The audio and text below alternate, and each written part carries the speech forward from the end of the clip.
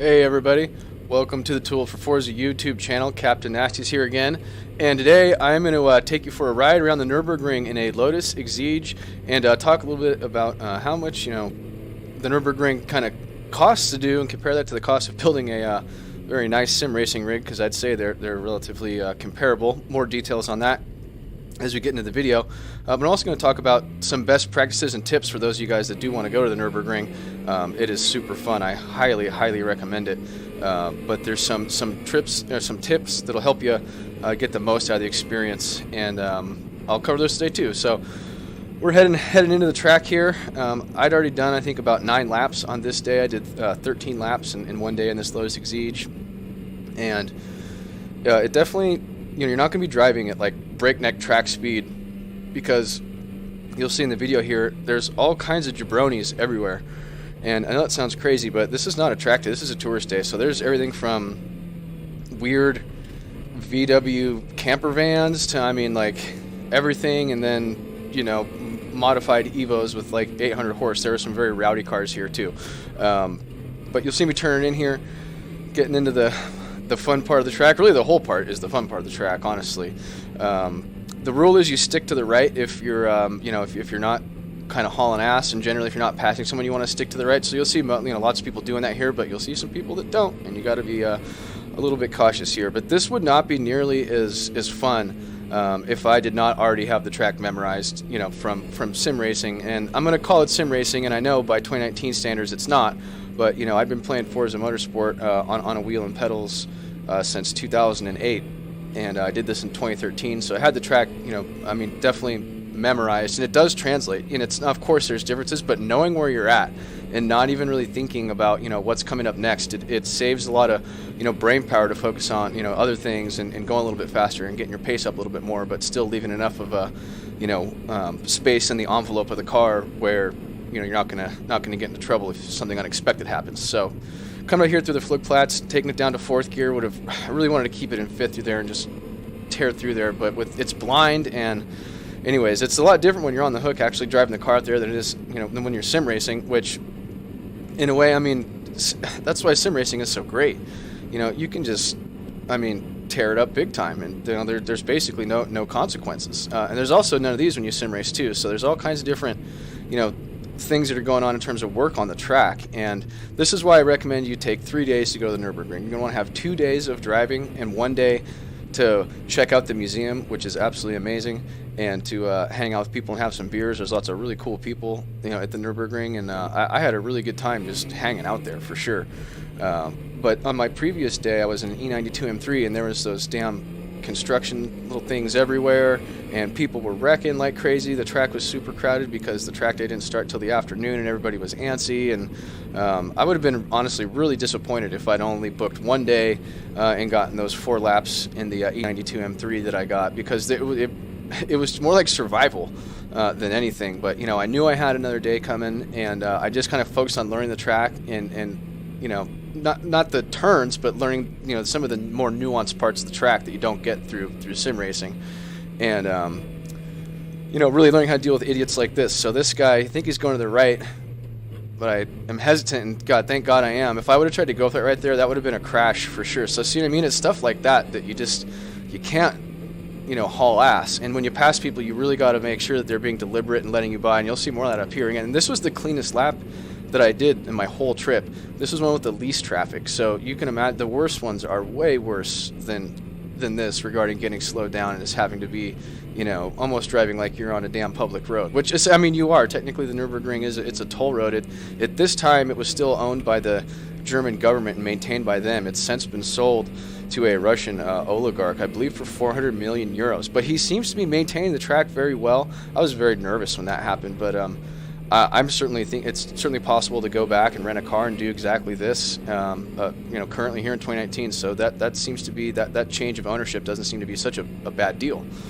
The car I rented, again, it's a Lotus Exige, and it was set up pretty nicely. It had a few little bolt-ons on it. You could probably hear the supercharger whining away here. And I rented it through RSR Nurburgring, which is a very top-shelf track rental car facility. I don't recommend taking your normal rental car that you'll be driving through Germany on the Nürburgring, because they have GPS in them, and if you go to the Nürburgring, apparently you can get caught for doing that. I've never heard of anyone like taking a rental car and getting caught, but I know someone that took a rental car and had an incident, and then they got, you know, caught because of the incident, and they didn't have insurance coverage because they were at the Nurburgring and had a big repair bill, and it was a big deal. So get that sorted out for sure. In this particular track rental company, I had insurance I was covered up to $15,000 in damage, and then anything more than that, I was on the hook for half up to the price of the retail value of the car. So that'll slow you down a little bit as well. But the tires were good, the track was feeling good. I mean, definitely had confidence, and you know, right here we're going over 100 for sure. You know, in the middle part of fifth gear, breaking down into this, deliberately passing this guy here as we head up the long twisty bit up the hill. So it cost me about $3,000 to do this, and that sounds expensive, and it is expensive, but for once in a lifetime kind of experience and to get so much time with the track, I'd do it again in a heartbeat, assuming I already had a really nice sim racing rig. We all know what kind of rig you could build for $3,000. You could have, you know, pretty much a direct drive wheel at this point, and a very nice setup on an 80/20 rig for that kind of money. And honestly, I wouldn't want to go to the ring without having sim racing experience, because trying to navigate the traffic and figure out a car you probably don't have a lot of experience driving, you know, coupled with learning the hardest track in the world, you know, you're gonna have a lot more fun if you already know the track. So us as sim racers, we have a huge advantage of everybody else that's going to the Nurburgring, because we already know the place, and especially with the quality of sims that are out now. I feel like Assetto Corsa really nails this track because it's bumpy. Oh, there I am, misshifting down third. I should have left it in fourth. Assetto Corsa, you know, I think does a great job representing this track, and really all the, you know, all the mainstream sim racing games do a good job as well. And I wish I had Assetto Corsa before going out here. Not, you know, wouldn't have been that different than learning it on Forza, because again, it's really just about not being lost and not having free mental space. You know, where you're not thinking about trying to, you know, be memorizing the track while you're out there and trying to drive relatively hard. So yeah, the sim racing is so phenomenal, and that's why I really appreciate this community, and that's why we have this social sim racing community, because it really is, it's a damn good time. And I think having this real world experience, and I'm not the only one in Tooled for Forza that has real world track driving experience, there's several of us. I think it, you know, it lends a lot of credibility to us and to our club, and to this channel. And again, you know, everyone knows we're not here to become the next big thing on YouTube. You know, these videos are not high production quality, obviously, but you know, they're good enough, and I think we have unique information, unique perspective, and that's kind of the value add to this channel and this club. So if that interests you, come and, you know, check us out. We race on Assetto Corsa on the PC, and we of course have a Forza Motorsport 7 racing community as well that's on Xbox and PC, since those are crossplay. And yeah, that's a little bit about the club. Now we're really into my favorite part of the track here, and pretty much leaving it in fourth through here. And this car has relatively short gears. This car only does 158 in the top of, or sorry, 148 in the top of sixth gear. So you can imagine, in, you know, the upper part of fourth here, you know, probably 90-ish at least. You know, probably hit 100 in fourth gear, I'd imagine. This car is just so much fun. If you're going to rent a car at the Nürburgring, I highly recommend spending the extra money and not getting a little front-wheel drive one. You know, rent something that's rear-wheel drive and is, you know, really just a fantastic road car. I mean, I'll probably never get to drive a Lotus Exige again. This is kind of a once-in-a-lifetime thing, and for me, it was worth the extra money to actually have a, you know, a car that kind of rips. It also helps to have power to get by people as well. So that, you know, the passing is done on the power here. You're not going to be passing people in the corners, so making sure you have enough power to get by, you know, jackasses is definitely crucial as well. When I stayed here, I actually stayed, there's a little hotel that you can see in all the sims at that very low part of the track after the really sharp left-hander, and I stayed there, and it's really kind of, it's a nice place, but it's not fancy at all. But there's tons of other crazy Nürburgring lunatics there in the bar, and that's really what I was all about, is drinking beers with crazy people. So it was good for that, for sure. The Piston Klaus is a fantastic, actually Italian like pizza place that's really close to the Nürburgring. There's wrecked car parts hanging on the wall in there and stuff.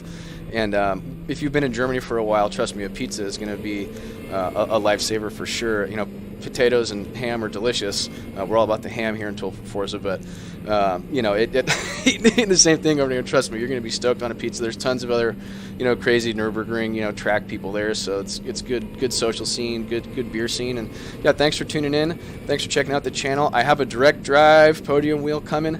I'm also building another PC, so we're going to be doing some streaming in VR and Assetto Corsa. Lots of exciting things happening here as I hit 6th gear in the Lotus down the straight. And thanks for checking us out, guys. And please get involved with our social sim racing community. That's what it's all about.